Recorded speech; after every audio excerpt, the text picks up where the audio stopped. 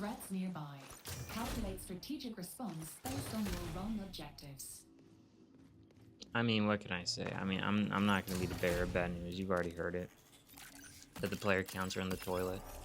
And I knew that the player counts were in the toilet, but I didn't like I didn't feel it for a long time. I didn't feel it. But I was queuing up in perimeter, and that's what the gameplay is. It's solo ranked perimeter. Um I was trying to queue up some perimeter, and it took me like 20 minutes to get into a match. Like 20 real minutes of me sitting on my phone, staring at a loading screen. I think I got like code Weasel or some junk, where I got kicked out of matchmaking just because they couldn't find no one. Dog, I play in NA servers.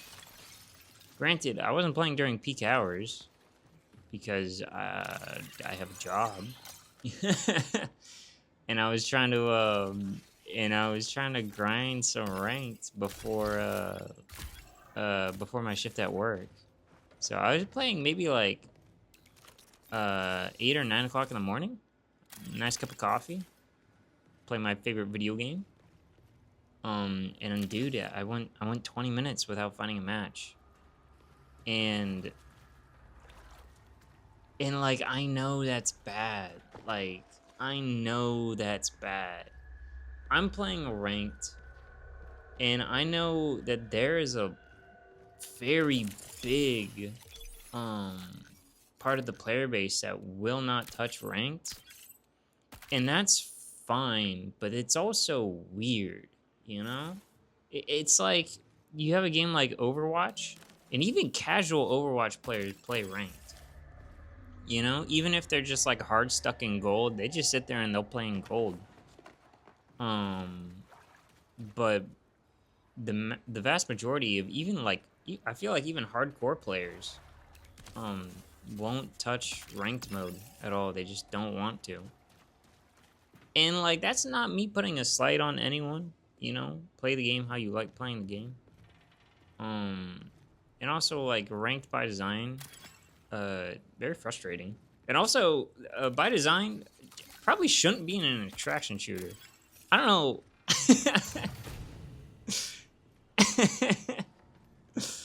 I don't know what anybody was thinking putting a ranked mode into an extraction shooter, or how that would work, or if it would be fair.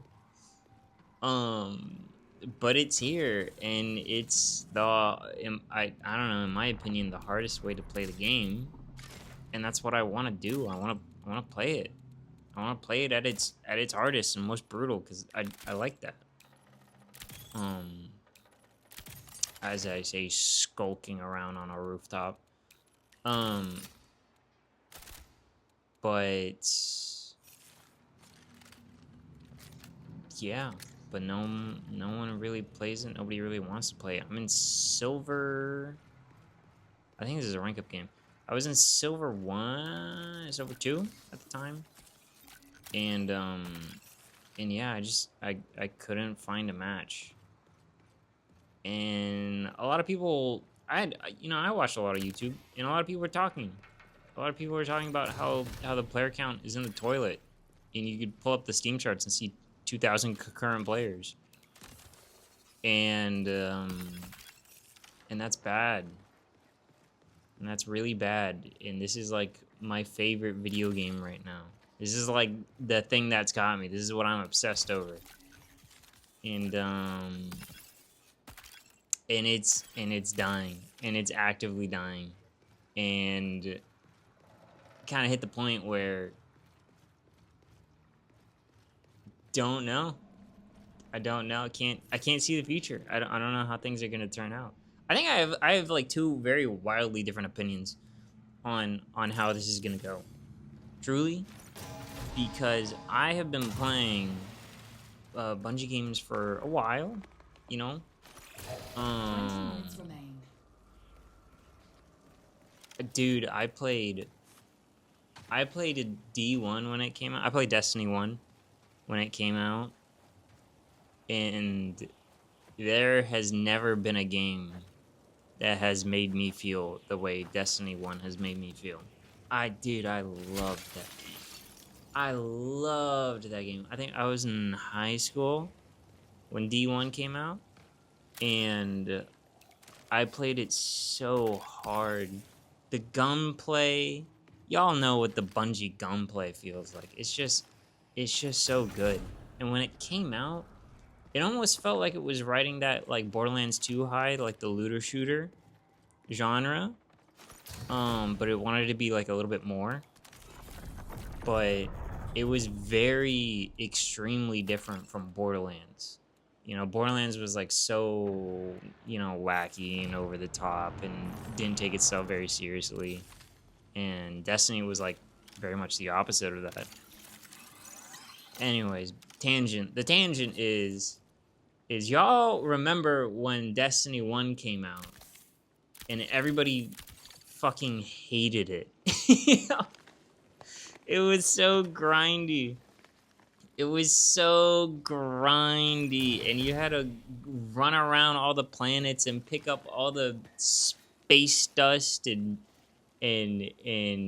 loot all the Venus corn to sit there and get your upgrade nodes on your gun, because when the game first came out, they weren't even selling that junk in the shop, I don't think.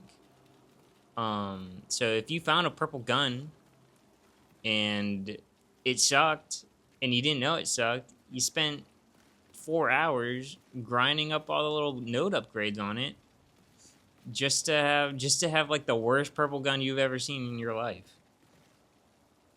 And the game was bad. And you were sitting there and you were shooting at bosses for 20 minutes apiece. And that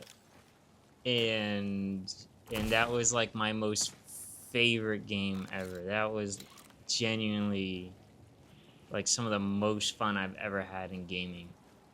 Was those nightfalls and those strikes and those raids. And it wasn't designed good, but it had that. I'm hitting a niche on a niche here.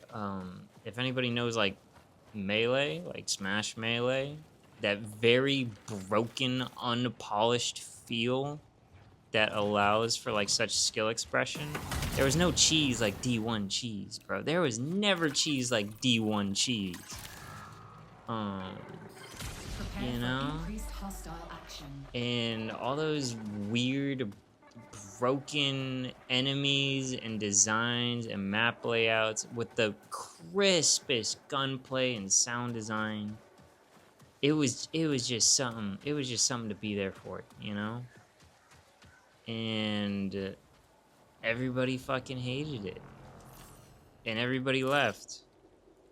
And Bungie was kind of quiet at the time. I don't know. I was young. And maybe a little bit less chronically online. But back in D1, it was a flop. And I don't know what those player numbers look like. Nobody knew what those player numbers looked like because I believe it was a console only. It was console only. It wasn't on PC, so there weren't people there fawning over player counts. Yeah, everybody didn't like it, and they left. And I think the first DLC came out, which was like the Hive one with Crota's End. And nobody was like super crazy about it, except for the people who were still playing. And I remember, because Destiny was such a community-driven game, it's always been such a community-driven game. I remember playing it after everything died down and all the hate stopped. And I was still in the strikes and I was still in the raids. And the only people who were still playing the game were the people like me. The people who really liked it. And then y'all saw what Destiny turned into, with enough time, with enough space, and I guess enough money, you know. Destiny turned into something that was extremely beloved. And you could see it through like the Taken King and all that. You could see it as D1 closed and D2 started. You could see it. The players were there. You could see it. But the game started a lot like how Marathon started. And the discourse around it was a lot like the discourse around Marathon. It's almost crazy how, like, history has been repeating itself. But this time feels different. Like this time it actually feels Jover, you know? And I guess my crazy hot take is that if history repeats itself, then Marathon might turn into that smash hit, beloved Bungie title that people will continue to play forever and ever, and it'll get a nice sequel, and it's gonna be awesome, you know? If history repeats itself. But dude, things are looking so Jover right now. And I think that's like that if is like a branching path. I think this will go in exactly one of two directions, and I don't think there's gonna be anything in the middle. I think Marathon will stay in its lane until it's something really beautiful and beloved by the players playing it, or this shit's gonna be dead in a year. Like straight up, this game is gonna be dead, servers shut down, unplayable. Concord 2. It's gonna be gone. Straight up, it's gonna be gone. Like live service without any players. I don't know. It's I think one of those two extremes is gonna happen, where it's either gonna be okay and it's gonna have its core audience, or it's gonna be gone. It's gonna be in the dirt. It's gonna be dead. Plug pulled, unplayable. And I don't know which one of those two things it's gonna be. And you know, it's what can I say about a game dying that somebody else hasn't already said, you know? It's weird that like people kind of prey on its downfall, but also it's not that weird. It's not that weird. It's not that weird that people would be rooting against it. It's really not. Listen, Bungie. I've been a Bungie fan for a long time, but they haven't been a great company the whole time, you know?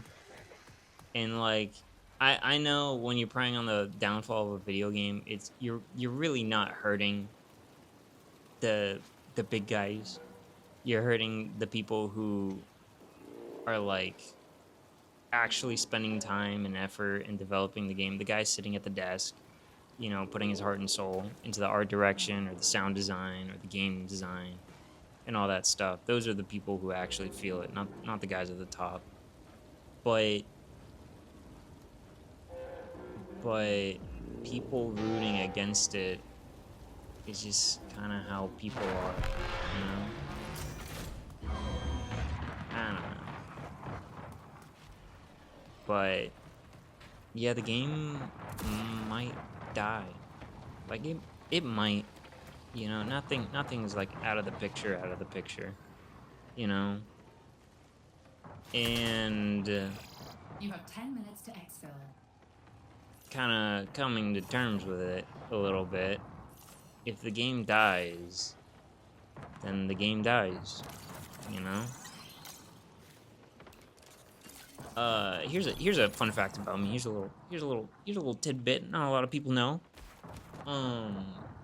I did not buy Concord.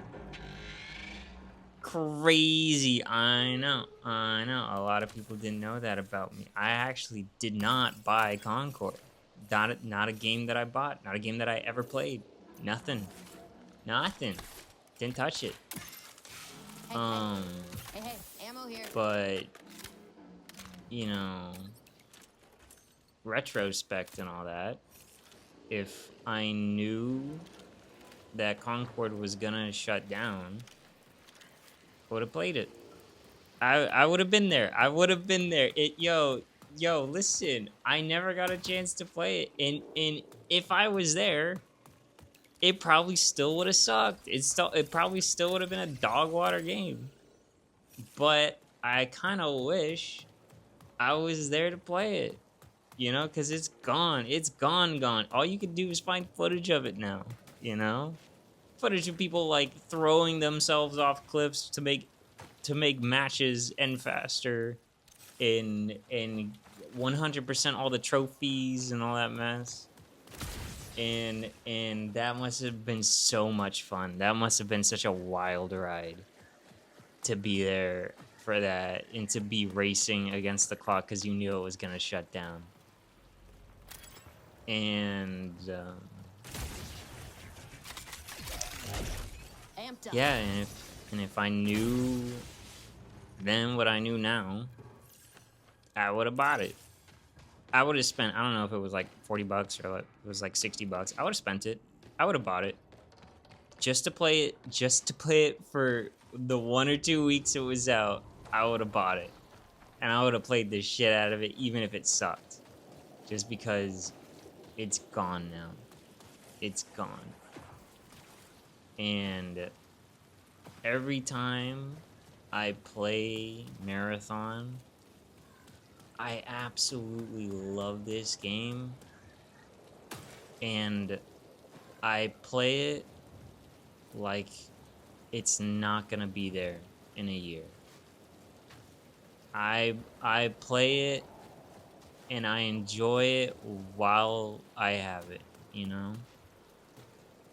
Well, what's the quote where it's like, flowers aren't meant to last, you know?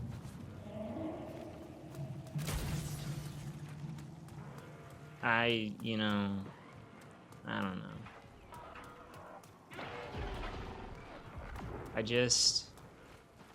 I'm happy that it's here. I'm happy to be playing it. I can't convince no one. Yo, I can't convince no one to play this game. All my friends, all the people I care about, I cannot convince anyone to sit here and play this game. And it's a really fun game, and I like it, and I like extraction shooters, and I like the sci-fi elements, and I like Vandal. She's my favorite character. And if it's gone in a year, then it's gone in a year. Yeah, I would have been here, you know. I played Cryo when it came out. The first 2 weeks Cryo was out. The first day Cryo was out. The first few hours Cryo was out. That was an experience. That was so cool. You just had to been there. Yo, for the first like couple hours, nobody knew how to extract. And like I know that like there were like big streamers and junk that figured out game 1 or game 2.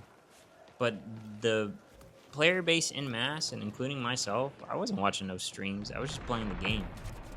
Nobody could figure out how to extract, and that was so lit, dude. Yo, showing up with another group of 3 and us just in the middle of the gunfight, we just stopped shooting, and we were like, yo, there is no point in killing each other if we can't figure out how to get off this fucking spaceship.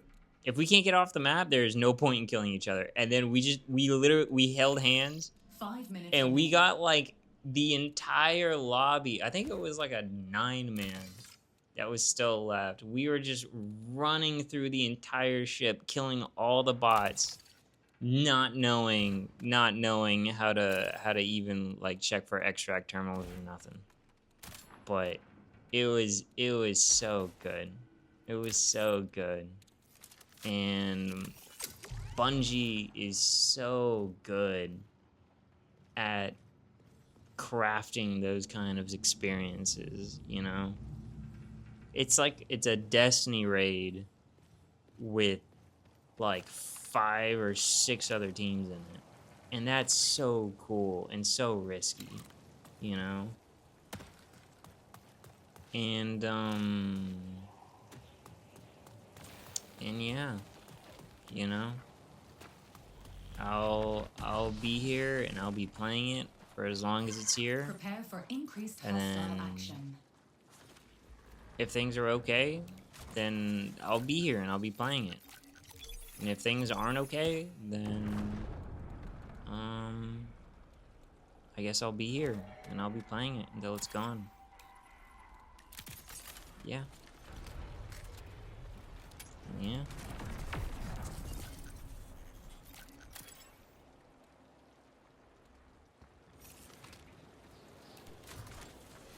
All right, so 20 minutes later, I guess the only thing left to talk about is the gameplay. Yeah, the only exciting thing that's gonna be happening next is extract. You know, I thought that this was such an L topic that I chose footage where I actually live. 3 minutes. Locating exfil immediately. where I actually make it out of, spoiler alert, I guess, is I actually make it out of this one. Sorry not to live up to the channel name. I just thought the topic was kind of an L enough that might as well show myself taking a dub for once. Anyways, extracting as a solo player versus trios is kind of hard. You can hear in the background them fighting the dragon, and then I also know that they took down the warden that was up there. I believe that was North Relay. So I got a couple things going for me. One, the timer. As a solo player, the timer is your best friend, and the lower that timer is, the better your odds as a solo are. Because that other team who just took down the dragon and just took down the warden and also maybe won a couple gunfights, and took some players out, that team does not want to take chances with the timer. That is a fight everybody loses. So I hit guarded exfil here because guarded exfil is good because they'll let me know if someone's coming, and then I stand in between like the guarded exfil and the data wall. And the reason I'm standing here is because I want the other team to take an extract, even if that means they're taking my extract, the one that I just called in. Luckily, I see them pop the one over in North Relay, the one a little further up on the cliff. And that's a pretty good sign of a mission that they don't want the smoke. Not that I had very much smoke to give. 60 seconds. But to even if escape. they did come down and challenge this guarded exfil, not only would they be fighting bots and getting griefed by the bots, which is not that big of a threat, but it's a good alarm system. But I'm standing in between them and what will be final exfil. And I don't have to exude all that much pressure, you know, for them to see that and notice it, and then just take my extract instead. And then I can go have final exfil by myself. So it's just good positioning. And not every single game you're going to get that lucky with the exfil, but also not every single game you're going to get that unlucky with the exfil where they're all on one side of the map. But yeah. A little bit of excitement, a little bit of strategy, but also, you know, playing solo is not that hard. I would argue playing solo is probably easier than trying to rank up and playing trios. It's definitely slower, Because I got all my games go to time every time. But I don't think it's hard. You play like a rat, you know, rat good. And ranking up in solo is absolutely no issue. The goal, I think, is I'm going down to St. James Infirmary. See my baby there, she's stretched out on a long white table. She's so sweet, so cold, so fair. Let her go, God bless her. Wherever she may be, she'll search this wide world over, but she'll never find another sweet man like me.